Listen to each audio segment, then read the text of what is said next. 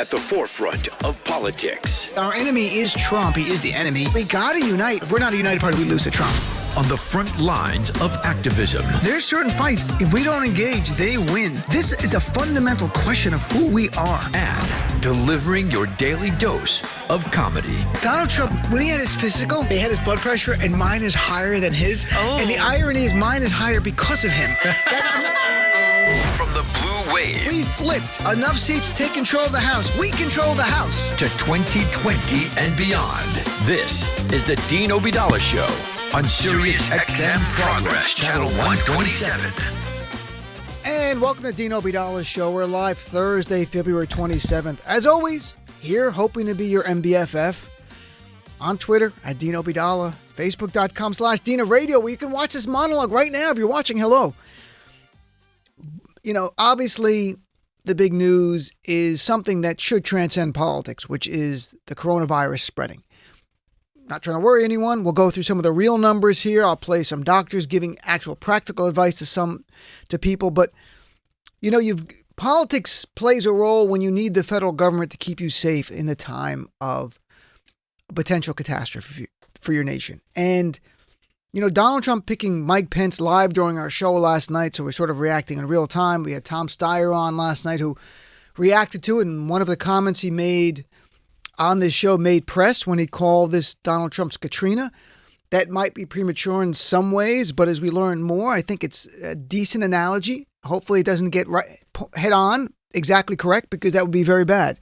But, you know, Donald Trump picking Mike Pence to be in charge of this, on some level, symbolically, I understand the importance of that. You're showing this is so severe, I'm going to put the Vice President of the United States in charge of it. The problem is Mike Pence is not competent. First of all, Mike Pence wants Christian Sharia law, and as head of a fight against a global virus, an epidemic that conjures up end of days scenario, it doesn't give me confidence, because this guy wants to see the end of days on some level for Jesus to return. I'm not even kidding. That's not a joke. That's reality of some of the right-wing evangelical beliefs of someone like Mike Pence. And more in a secular world, when he had an opportunity, Mike Pence, in Indiana as governor, to deal with an HIV outbreak, which was caused by people using needles and opioids, and they were using opioids and using needles that were dirty and spreading HIV. As all the reporting today, if you saw it, and last night it kind of exploded when he got picked. People were just sharing articles from 2016, but now the summaries are very clear. In Indiana, when he was governor, at the height of the outbreak, 20 new cases of HIV were being diagnosed each week because people were sharing needles, injecting their opioids. And Mike Pence was told as governor, authorize giving out free, clean needles to people and you'll reduce this risk.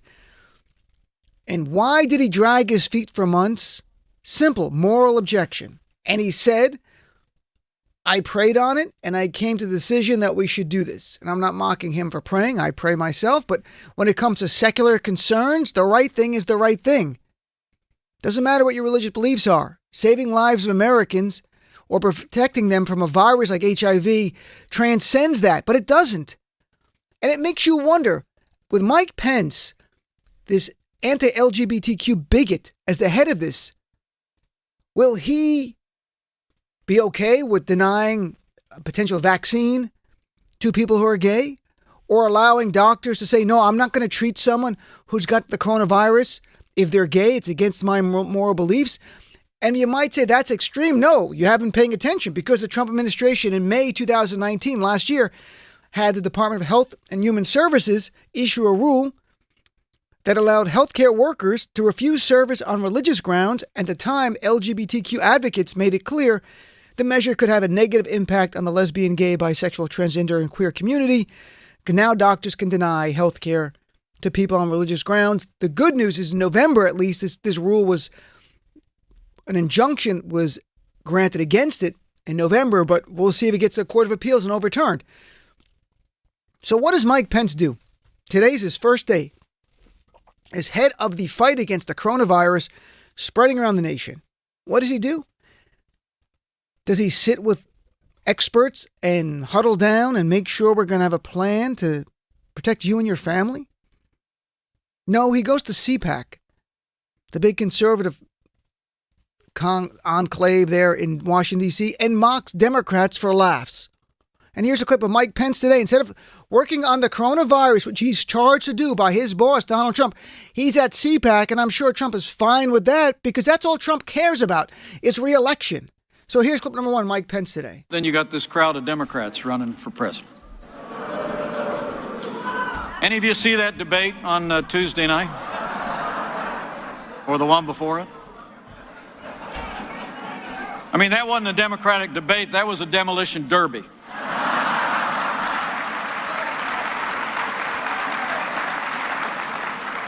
You know, I mean, really. I grew up in a small town. You know, every year we'd have a county fair. And the people with the crummiest cars in town would drive them into the infield. And they'd crash into each other until only one was left driving.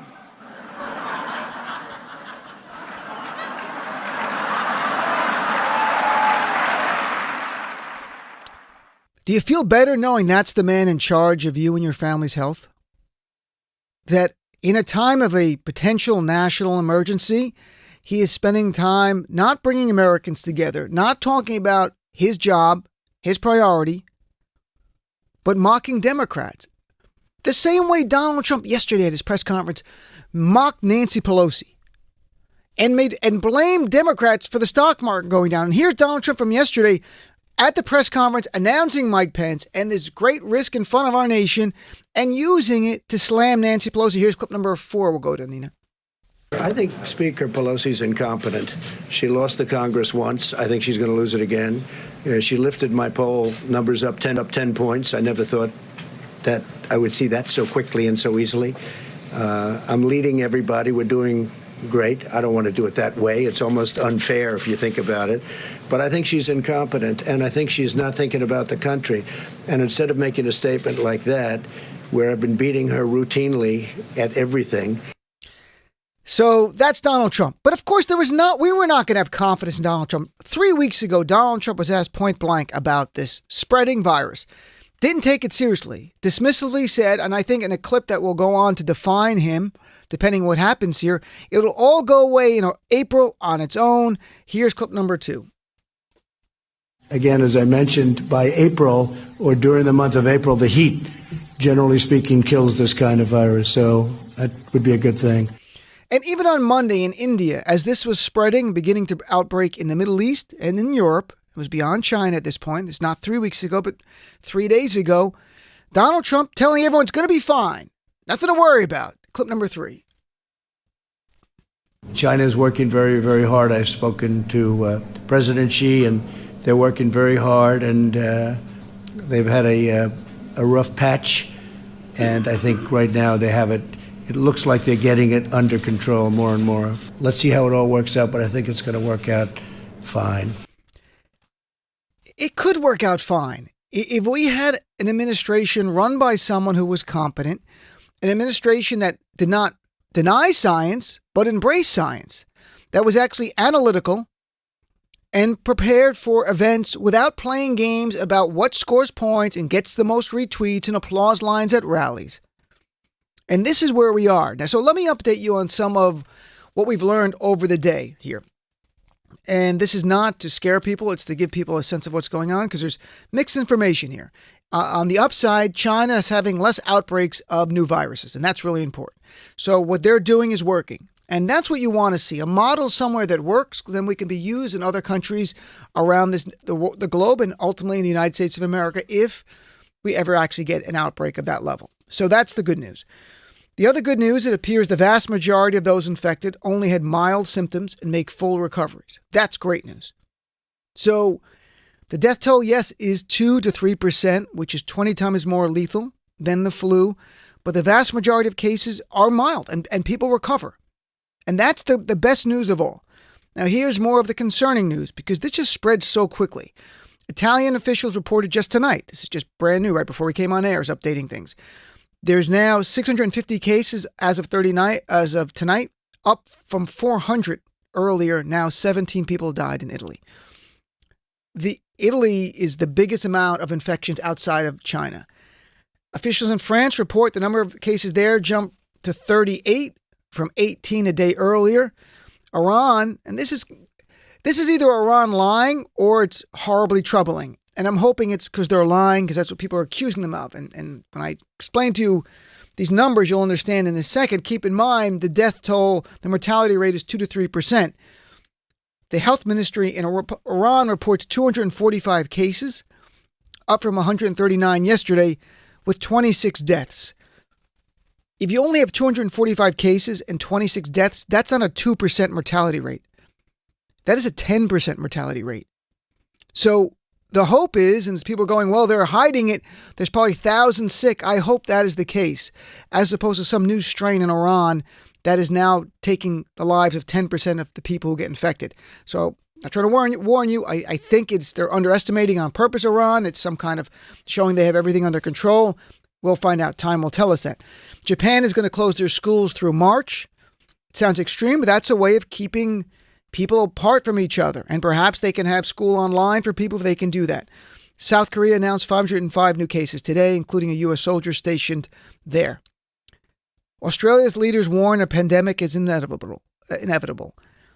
In Canada, 13th person today is tested positive for the virus.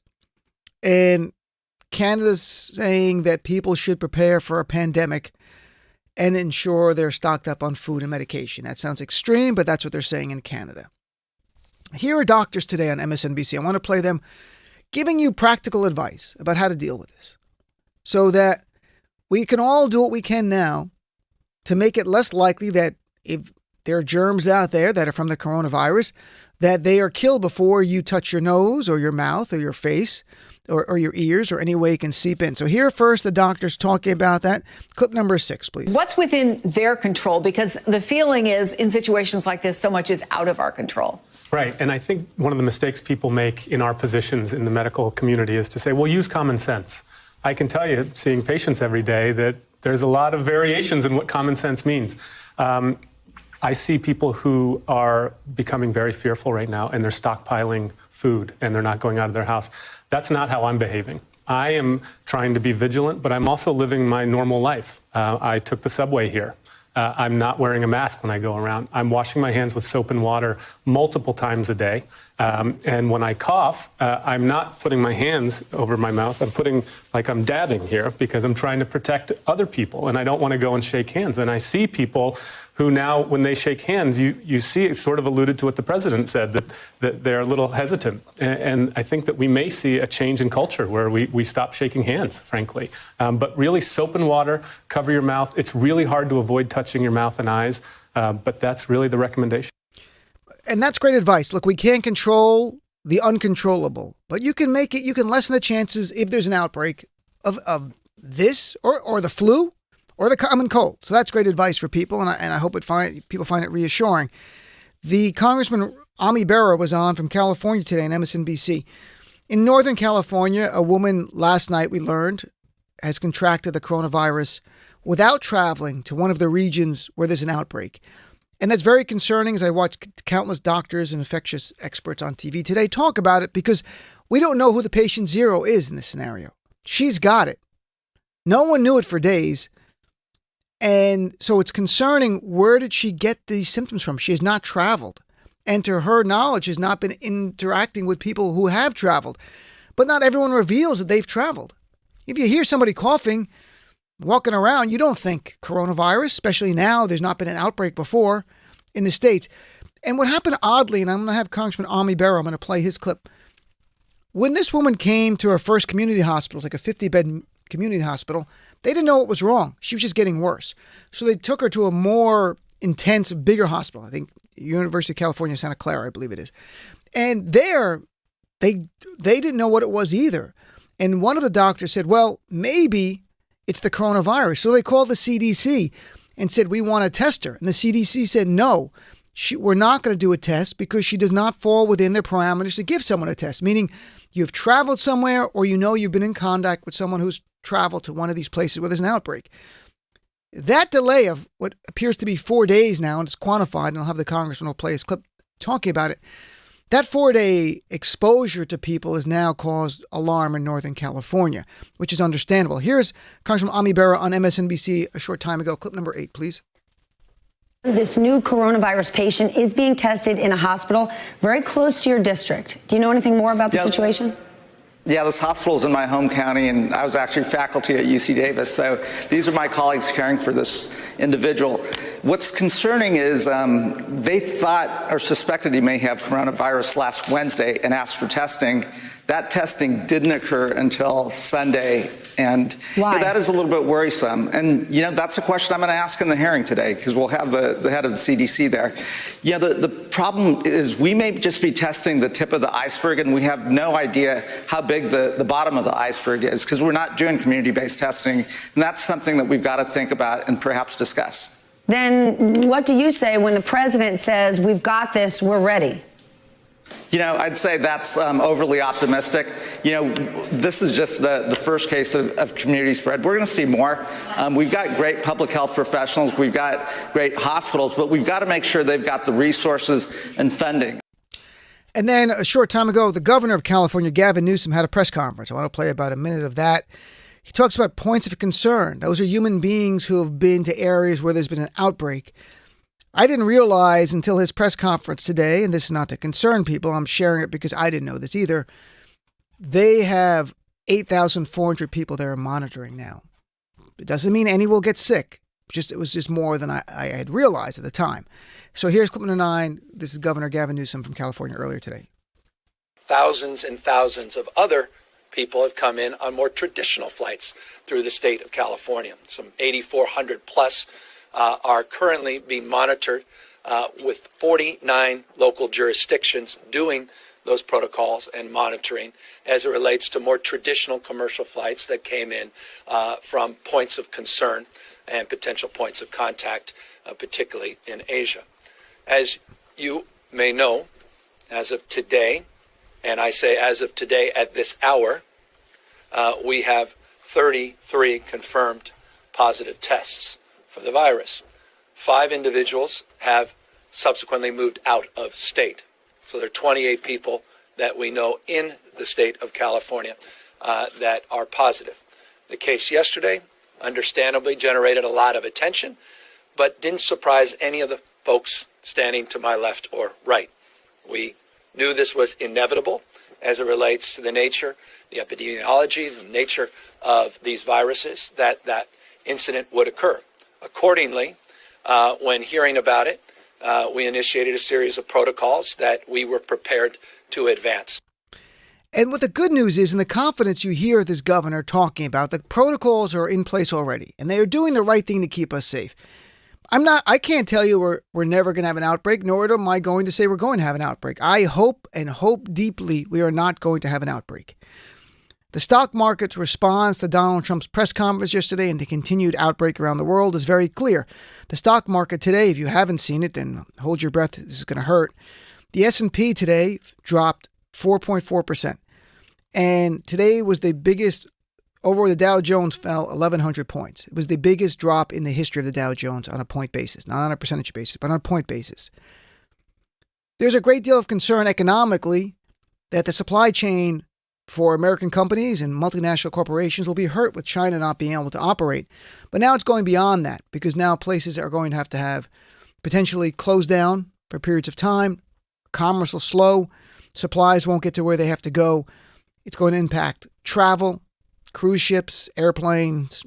Go through your mind. You can figure it out. Why the concern economically. All of this is you read about this stuff and it's very much in a vacuum. And it's like, well, it's out there. It's not here yet. It's out there. So there's nothing to be that concerned about. And then today at 2:00, there was a news report that was in the paper here, New York Post. SiriusXM quarantines top executive over coronavirus scare and staffers. Turns out they're in the D.C. office. They're not here in New York, and they have a great protocol. SiriusXM immediately had these people who had stopped in a layover flight in Japan where there's an outbreak to be essentially quarantined for 14 days. Because that's the time from exposure to symptoms manifesting. If you don't have a fever or show symptoms, you're fine. But it becomes very real then when you read about this. It's no longer, it may come, it might not come. Or you read about it, it's another country, another continent. It's different when your friends see these stories and start texting you, are you okay? Are you worried? And all of a sudden you start thinking about this in human terms and you forget politics. It's not Democrat nor Republican. You don't think about Donald Trump or Mike Pence. You think about your family. You think about your loved ones. I think few of us in these situations think about ourselves. Because how many of us really are concerned for ourselves? We'll do what we have to. You survive, you hope you survive, that's it. And if you don't, that's what happens. But it's you surviving and family members not, which is more painful, more concerning and scary. And that's what I think about when I think about this outbreak. It's not me. It's my loved ones. It's family. It's friends. It's going on without them if something, God forbid, would happen. Not to make this in any way alarmist, but even a 2 to 3% mortality rate, if there was a massive outbreak in the United States of America, would be astonishingly bad. It would be horrific. Some friends will say it's not going to happen. Others say, well, on some level, it would be a modern day 9/11. And I don't mean in terms of a terrorist attack, but that you'll look at America as before the virus and America after the virus and how things have changed. I hope we never get there. And I'm actually rooting for this administration to do the right thing because this is not politics. This is real life. And I want Donald Trump and Mike Pence to exceed every expectation I have for these two and put people in charge who will keep you safe, your family safe, my family safe. And I'm the most anti-Trump person out there, but I'm rooting for him to do well here. Because this is not about politics. This is not about scoring points. If there's no outbreak at all, he'll get some credit. And I have no problem with that. If there's a massive outbreak and people die, I don't care if he loses the election then. We've lost lives. So what I want to put out there for you is, what are you thinking about this virus? Are you thinking about it? I'm a neurotic person. I'm the first to admit to it. I think about these things a lot. I can't help it. But I'm having conversations that I didn't expect to have, especially when the news story today here in New York about someone at SiriusXM got exposed to it. Are you concerned? The doctor played the clip, said some people are actually stockpiling food or vitamins. Are you thinking in those ways at all? Or is this something that's just a news story and you feel like it's the best? Or you're fatalistic? You're like, well, whatever happens, happens, that type of stuff. I'd love to get your reaction apart from politics because we know what Trump's about. We know what he's done. And I don't know if we're ready or not for what's going to happen, but we're all in this together at this point.